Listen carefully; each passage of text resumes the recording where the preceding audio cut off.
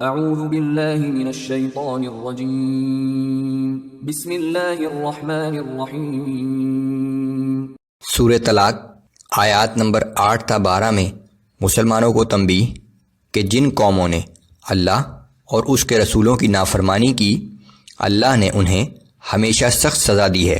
محمد رسول اللہ صلی اللہ علیہ وآلہ وسلم کو بھی اسی لیے بھیجا گیا ہے کہ وہ لوگوں کو جاہلیت کی تاریکیوں سے نکال کر روشنی کی طرف رہنمائی کریں۔ اہل ایمان کے لیے جنت کے باغوں کی بشارت۔ اعوذ باللہ من الشیطان الرجیم۔ وَكَأَيٍّ مِّن قَرْيَةٍ عَتَتْ عَنْ أَمْرِ رَبِّهَا وَرُسُلِهِ فَحَاسَبْنَاهَا حِسَابًا شَدِيدًا وَعَذَّبْنَاهَا عَذَابًا نُكْرًا۔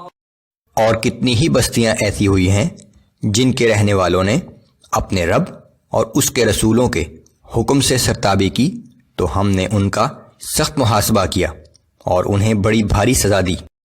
فذاقت وبال امرها وكان عاقبة امرها خسرا۔ چنانچہ انہوں نے اپنے کیے ہوئے اعمال کے وبال کا مزہ چکھ لیا اور ان کا انجام کار خسارہ ہی خسارہ تھا۔ اعد اللہ لهم عذابا شدیدا فاتقوا اللہ یا اولی الالباب الذین آمنوا۔ اللہ نے آخرت میں ان کے لیے سخت عذاب تیار کر رکھا ہے، پس اے صاحب عقل لوگو جو ایمان لائے ہو تم اللہ سے ڈرتے رہو۔ قد انزل اللہ الیکم ذکرا رسولا یتلو علیکم آیات اللہ مبینات لیخرج الذین آمنوا وعملوا الصالحات من الظلمات الى النور۔ حقیقت یہ ہے کہ اللہ نے نصیحت نامہ دے کر ایک رسول کو تمہاری طرف بھیجا ہے جو تمہیں اللہ کی واضح آیات پڑھ کر سناتا ہے تاکہ ایمان لانے اور اعمال صالح کرنے والے لوگوں کو تاریکیوں سے نکال کر روشنی کی طرف لے آئے۔ ومن يؤمن بالله ويعمل صالحا يدخله جنات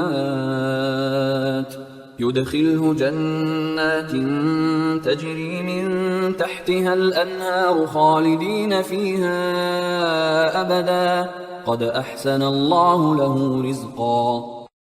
اور جو شخص اللہ پر ایمان لایا اور نیک اعمال کرتا رہا تو اللہ اسے جنت کے ایسے باغات میں داخل کرے گا جن کے نیچے نہریں رواں ہیں، یہ لوگ ان باغات میں ہمیشہ ہمیشہ رہیں گے، بے شک اللہ ایسے شخص کو بہت اچھا رزق عطا فرمائے گا۔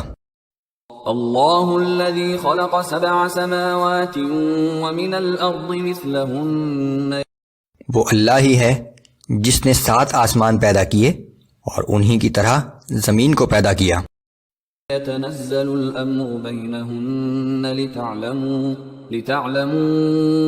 ان اللہ على كل شيء قدیر وان اللہ قد احاط بكل شيء علما۔ اور ان سب میں اللہ ہی کا حکم نازل ہوتا رہتا ہے، یہ اس لیے بتا دیا تاکہ تم جان لو کہ اللہ ہر چیز پر قادر ہے، اور یہ کہ اللہ کا علم ہر چیز پر محیط ہے۔